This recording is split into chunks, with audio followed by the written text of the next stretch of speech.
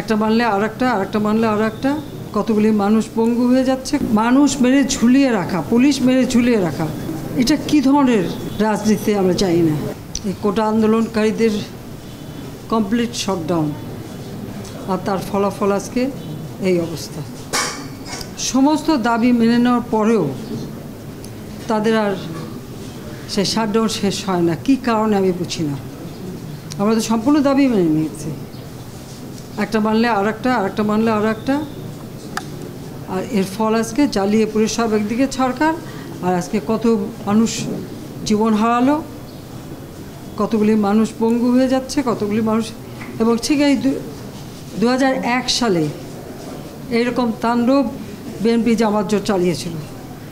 আওয়ামী লীগের প্রায় 21,000 নেতাকর্মী হত্যা করে, কত মানুষ গুলি খেয়ে তাদের ঘর বাড়ি হাত পাকিয়ে দেওয়া, চোখ তুলে দেওয়া, মেয়েদের রেপ করা, এই তাণ্ডব ছিল। আবার 2013 সালে অগ্নিসন্ত্রাস, 13, 14, 15 আগুন জ্বালানো, সব যে গাড়ির ভিতরে, বাসের ভিতরে মানুষ, সেখানেও আগুন জ্বালানো। 23 সালে সেখানেও সেই তাণ্ডব, আর প্রতিবারই পুলিশের উপরে আঘাত, পুলিশের হত্যা, মানুষ মেরে ঝুলিয়ে রাখা, পুলিশ মেরে ঝুলিয়ে রাখা, গাজীপুরে আমাদের কর্মী মেরে ঝুলিয়ে রাখা, এটা কি ধরনের রাজনীতি আমরা চাই না। যেখানে দাবি করেছে প্রত্যেক দাবি আমরা মেনে নিয়েছি। আর মামলা তো তাদের না, আমার করা প্রজ্ঞাপন হাইকোর্ট বাতিল করে দেয়, সরকারের পক্ষ থেকেই তো আমরা আপিল করি, এবং ওই হাইকোর্টের সে রায় সেটা স্থগিত করে দেওয়া হয়। তাহলে তো আবার কোটা থেকে যায়। তাহলে আন্দোলনটা কিসের জন্য ছিল? একেবারে শাটডাউন করে সবাইকে তারপরে মারা।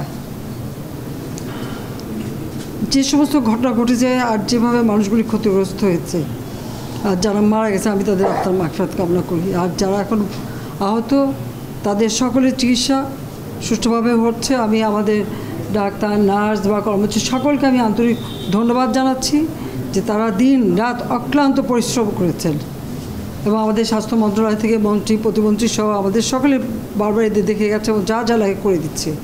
আজকে চিকিৎসার জন্য যা যা লাগবে আমরা করে দিচ্ছি। আর যারা পা হারিয়েছে বা হাত হারিয়েছে, আমরা কৃত্রিম পায়ের ব্যবস্থা করে দেব, যাতে তারা আবার সুস্থ মানুষের মতো চলতে পারে, নিজের কাজ করতে পারে। এবং এর মধ্যে একজন আবার প্রতিবন্ধীও, কাজে তার মা যাতে ভালোভাবে চলতে পারে। প্রতিবন্ধী অবশ্য আমরা ভাতাও দিচ্ছি, কিন্তু তাকে আরও ব্যবস্থা করে দেব, আমাদের যতটুকু সাধ্য করে দেব। কিন্তু আমার দেশবাসীর কাছে আমি বিচার চাই, কি অপরাধটা কী করেছি যে এইভাবে, যেখানে আমি মানুষের ভাগ্য পরিবর্তনের কাজ করে যাচ্ছি, মানুষের জীবন মান উন্নয়ন করেছি। আজকে বাংলাদেশ সেই 2008-এর বাংলাদেশ আর 2024-এর বাংলাদেশ তো এক না। বাংলাদেশের মানুষের জীবন মান তো উন্নত হয়েছে। আমাদের অর্থনীতি আজকে কত উপরে উঠে গিয়েছিল, এবং এটা মনে হলো যে এটা আর কিছু না।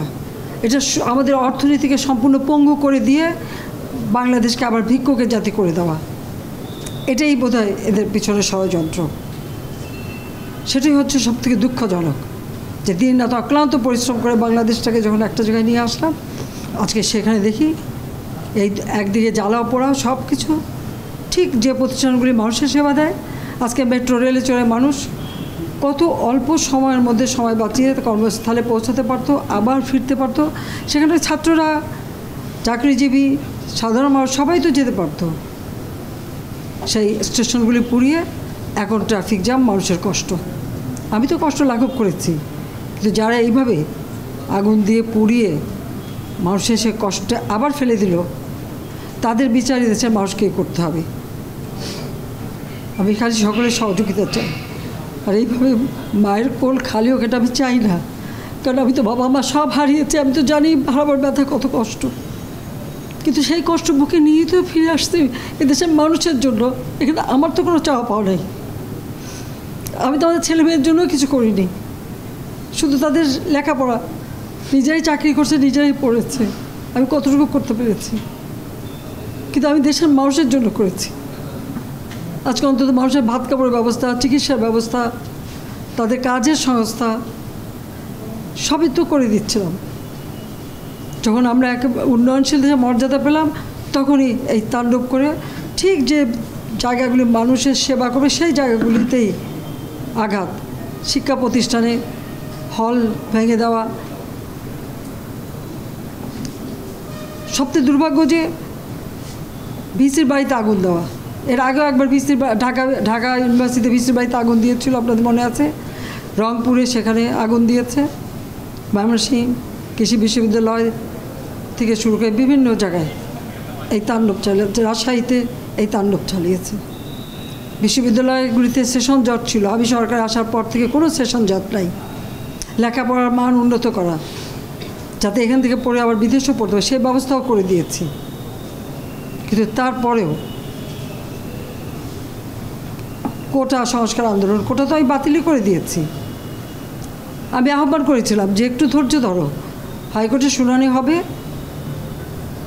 হাইকোর্ট যে রায় দেয় না। তারপরেও এই আন্দোলন হবে। আজকে এই যে এতগুলি মানুষের জীবনের ক্ষতি হলো, এতগুলি পরিবার ক্ষতি হলো, এর দায় দায়িত্ব কাদের?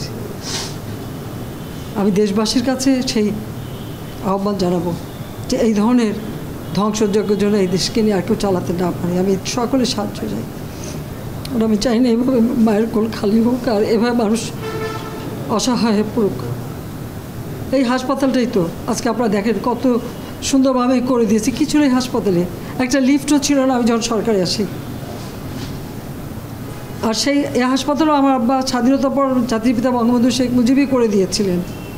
আমি সেটা উন্নতি করেছি বলেই তো আজকে চিকিৎসা দিতে পারছি। নইলে এত রোগীর চিকিৎসা দেওয়া কোনোদিন সম্ভব হতো না। তা আমার কি এটাই অপরাধ যে আমি মানুষের জীবন মান উন্নত করার জন্য কাজ করেছি? আর সেই জায়গাগুলিকেই হামলা করতে হবে। কোভিড-19-এর সময় যেখানে আমরা সবথেকে ভালোভাবে মানুষের চিকিৎসা দিতে পেরেছি, সেই কোভিড হাসপাতাল সেখানে আগুন দিয়েছে। এটা কী ধরনের খেলা? যাক, আমি আর কিছু বলতে পারি না। আমি এইগুলি এক একদিন দেখি আর